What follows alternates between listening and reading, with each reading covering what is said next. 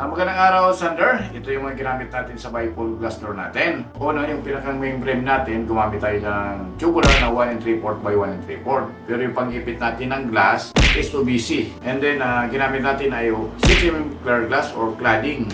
Pero dun sa baba naman, nagamit tayo ng guide rail.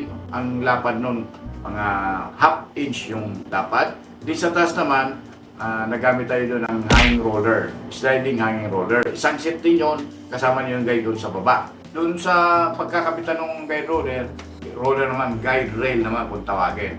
Pero yung hinges na ginamit natin para ma-bifold natin yan ay butt hinges. Yung butt hinges kasi manipis lang yung clearance, so mas better gawin. Yung lock natin, foot lock, yung automatic.